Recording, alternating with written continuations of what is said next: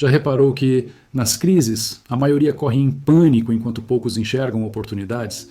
A verdade é que o que você vê na televisão é apenas a ponta do iceberg. Por trás do caos geopolítico, existe um movimento silencioso de investidores, governos e bancos centrais que já estão se posicionando. Enquanto milhões perdem dinheiro, eles multiplicam fortunas. Soa injusto? É porque ninguém mostra a você o que realmente está acontecendo. E aqui está o paradoxo.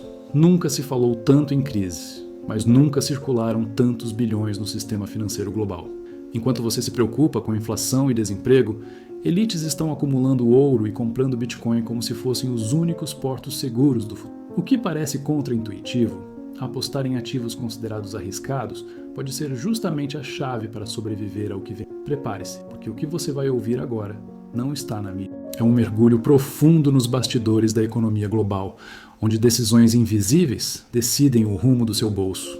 E a pergunta que vai ecoar na sua mente é simples. Você vai atravessar essa crise apenas sobrevivendo ou vai usá-la para transformar sua vida financeira? Sabe, quando falamos de cenário geopolítico, muita gente só enxerga o medo, o caos e as manchetes alarmistas. Mas existe um detalhe que poucos param para pensar. Nas últimas 7 décadas, nunca tantas pessoas saíram. Foram bilhões de vidas transformadas durante a chamada Pax Americana. O curioso é que esse período de relativa estabilidade não nasceu de um milagre, mas da reconstrução consciente de nações destruídas pela guerra, como Alemanha e Japão, e de um projeto que parecia impossível na época: restaurar inimigos e transformá-los em potências financeiras. Imagine o que foi ver países em ruínas se reerguendo com investimentos maciços em infraestrutura, educação e tecnologia. Era o dinheiro sendo aplicado não apenas para gerar lucro, mas para criar estabilidade global. E aqui está um ponto poderoso. Quando há ordem, mesmo que frágil, os investidores encontram terreno fértil para multiplicar seus recursos. Esse processo não é diferente do que você pode fazer hoje dentro da sua realidade: investir em conhecimento, organizar suas finanças e transformar crises em oportunidades. Só que agora o jogo mudou. O mundo assiste novamente a tensões, países disputando espaço e uma crise que parece ameaçar esse equilíbrio conquistado. Mas, se há uma lição desse passado recente, é que todo colapso abre espaço para uma nova ordem. A pergunta que fica é: será que, diante dessa nova tempestade, estamos prestes a ver nascer um sistema ainda mais poderoso, com ativos como ouro e Bitcoin ocupando papéis centrais na redefinição da riqueza global? Quando se fala de crise, muita gente pensa que a solução é guardar dinheiro debaixo do colchão. Só que o verdadeiro jogo dos investidores não está em fugir do risco, mas em saber dosá-lo. É como subir uma escada. O primeiro degrau é a liquidez, aquele recurso que você pode sacar a qualquer momento. Depois, vem os bonds corporativos, um pouco mais arriscados, mas com maior retorno. Subindo mais, você chega nas ações. E acima delas, os fundos de private equity e de risco. Cada degrau exige preparo, visão e paciência. Agora, pense em algo simples. Se você tivesse hoje R$10 mil, colocaria tudo em uma única aplicação ou distribuiria em partes? O segredo do sistema financeiro é justamente essa diversificação. Quando você coloca cada fatia em um degrau diferente da escada, você protege o patrimônio e cria espaço para multiplicá-lo. Exemplo prático: uma parte em Tesouro Selic, liquidez, outra em ações sólidas como bancos ou energia, e outra em fundos de crescimento ligados à transição energética. Assim, você aproveita o ciclo completo. E tem outro ponto que poucos falam: escolher especialistas. Não adianta cair na conversa de quem faz de tudo. Na vida, se você quer o melhor médico, procura o especialista, certo? O mesmo vale para investimentos. Existem gestores focados apenas em educação, outros em agro, outros em logística. São eles que conhecem os bastidores, têm conexões e sabem identificar oportunidades que passam despercebidas pelos generalistas. E é justamente nessa escolha que se decide quem vai atravessar a crise multiplicando bilhões e quem vai atravessar apenas sobrevivendo. Quando o assunto é Bitcoin, muita gente ainda olha como se fosse uma moda passageira, mas o que poucos percebem é que ele se tornou um divisor de águas no mundo financeiro. O preço sobe, a mineração aumenta, o consumo de energia dispara, e tudo isso cria uma engrenagem que movimenta bilhões em escala global. É quase como assistir a um motor roncando cada vez mais alto. Quanto mais combustível, mais barulho, mais atenção. Só que nesse caso, o combustível é energia elétrica, e o resultado é uma corrida tecnológica que nenhum investidor sério pode ignorar. Um exemplo emblemático é o de Michael Saylor, CEO da MicroStrategy. Ele ousou fazer o que muitos consideravam loucura.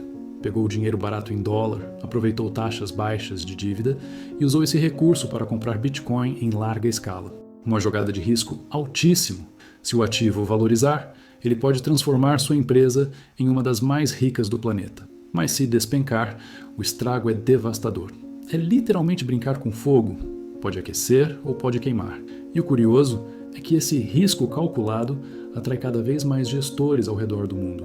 E aqui está a grande sacada. Não é sobre apostar tudo em um ativo, mas entender a lógica por trás. O Bitcoin mostra que o jogo hoje não se limita a guardar moedas ou comprar ouro.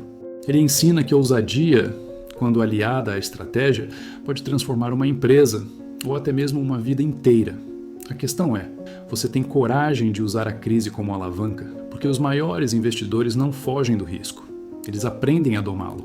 E é justamente aí que entra um outro detalhe que poucos percebem. A verdadeira virtude e os limites desse ativo digital. O grande fascínio do Bitcoin está justamente na sua escassez. Diferente do dinheiro que pode ser impresso em volumes infinitos pelos governos, ele tem uma oferta limitada. Essa característica faz dele uma espécie de ouro digital, um ativo que, quanto mais demandado, mais tende a valorizar.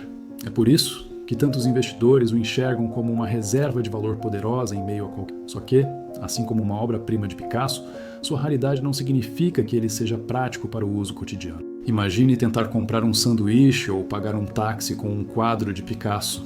É ridículo, não é? Pois é exatamente essa a dificuldade do Bitcoin hoje. Apesar de ser escasso e valioso, ele ainda não cumpre bem a função de meio de pagamento universal ou unidade de conta.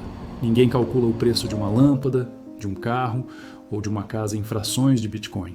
Isso mostra que, embora tenha se tornado um refúgio para investidores, ele ainda não conquistou o status de moeda plenamente funcional. Mas é nesse contraste que nasce o paradoxo.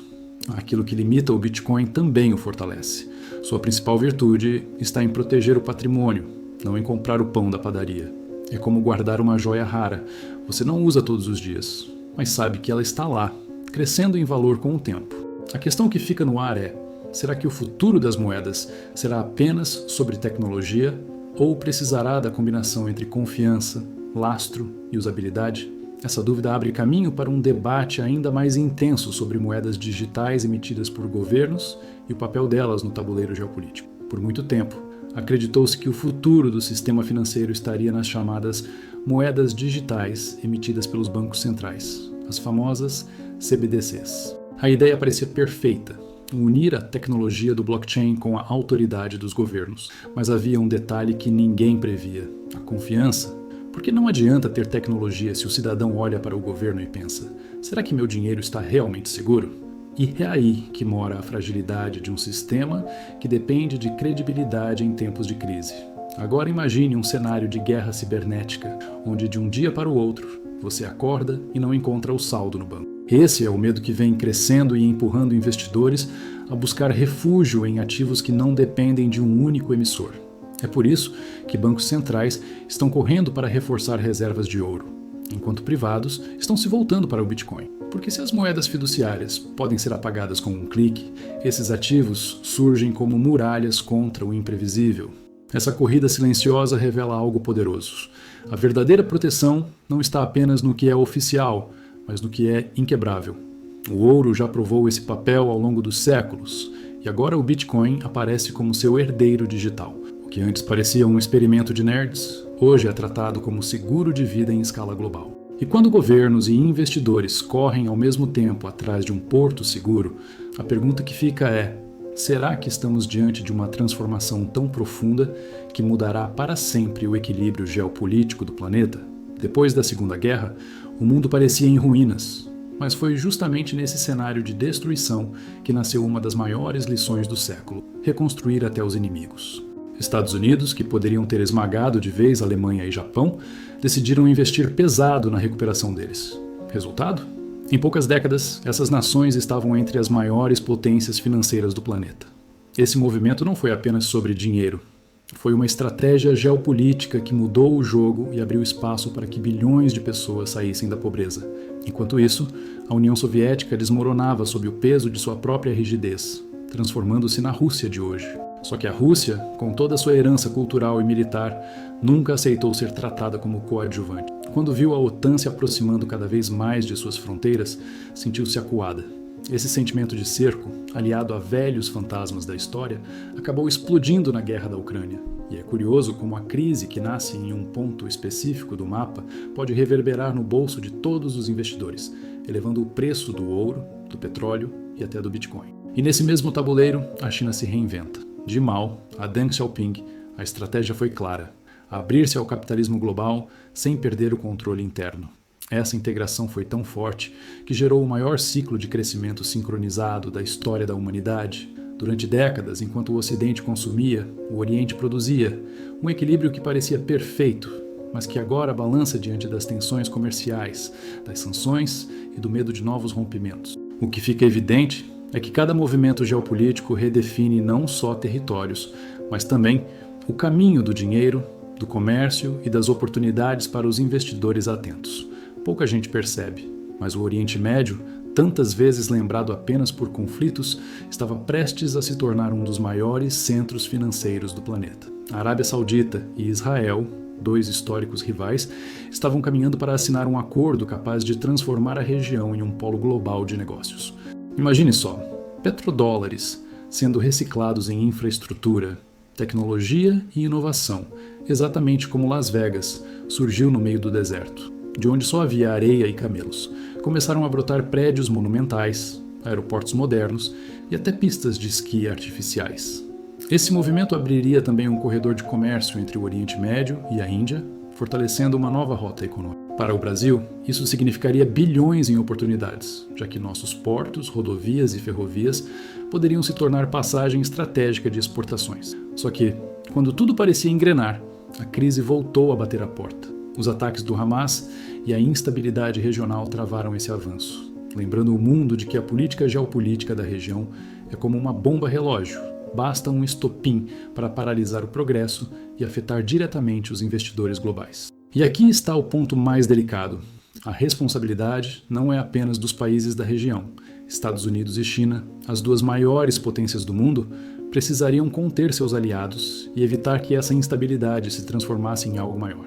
Porque se o Oriente Médio de fato assumisse esse papel de hub financeiro, a ordem global mudaria radicalmente. E é exatamente esse jogo de poder, cheio de avanços e retrocessos, que nos leva a questionar como os costumes e a tecnologia podem redefinir, de uma vez por todas, o futuro do dinheiro e o papel do Bitcoin e do ouro na próxima grande transformação global. O que poucos percebem é que a verdadeira força de uma moeda não está apenas em leis ou decretos, mas nos costumes das pessoas. Se a população começa a rejeitar o dinheiro fiduciário, nenhuma assinatura de político será capaz de sustentar seu valor. A tecnologia só acelera esse processo. Pix, blockchain, transferências instantâneas, tudo isso muda a forma como nos relacionamos com o financeiro. Quando a confiança quebra, os investidores correm para alternativas sólidas como ouro e Bitcoin, que não dependem da caneta de um governante. Os exemplos recentes são claros. O colapso do Silicon Valley Bank mostrou como, em questão de dias, bilhões podem simplesmente evaporar. E ainda assim, os governos correm para salvar depositantes, enquanto deixam outros afundarem. Essa assimetria gera revolta. Líderes como Javier Milei usam esse argumento. Por que deixar uma classe política imprimir moeda e impor um imposto invisível chamado inflação sem a autorização do povo? Essa crítica ao imposto inflacionário expõe a fragilidade de um sistema que há muito tempo já não se sustenta sozinho. E quando olhamos para frente, o cenário é ainda mais tenso. Dívidas públicas explodindo, populações envelhecendo, jovens cada vez mais descrentes. Uma combinação perigosa para qualquer sistema monetário. É nesse vácuo que o Bitcoin surge como candidato mais crível a uma moeda supranacional, algo que une a vendabilidade no tempo, como o ouro, e no espaço, como as moedas digitais. Se os governos não conseguirem recuperar a confiança, pode chegar o dia em que a população, por conta própria, escolherá qual moeda usar. E quando esse dia chegar, a ordem geopolítica e o destino do dinheiro nunca mais serão os mesmos. Agora que você entendeu o que realmente está por trás dessa crise, a decisão está nas suas mãos. Vai continuar apenas assistindo às manchetes? Ou vai agir como os investidores que transformam incertezas em oportunidades? Pense bem, Onde você poderia estar daqui a 5 anos se começasse hoje a se posicionar em ativos estratégicos como ouro, Bitcoin ou até mesmo no conhecimento que o sistema não ensina? Pergunte a si mesmo: você prefere ser conduzido pelo medo ou guiado pela clareza? Porque a história prova que, nos momentos mais turbulentos, surgem os maiores vencedores. E não se engane, o movimento já começou. O jogo financeiro global está em curso e só existem 2 papéis a desempenhar: o de quem reclama ou o de quem lucra. Então, se esse conteúdo abriu seus olhos, inscreva-se agora no canal, ative as notificações e compartilhe este vídeo com alguém que precisa acordar para essa realidade. O conhecimento só tem valor quando aplicado. E lembre-se sempre, crise é para quem dorme.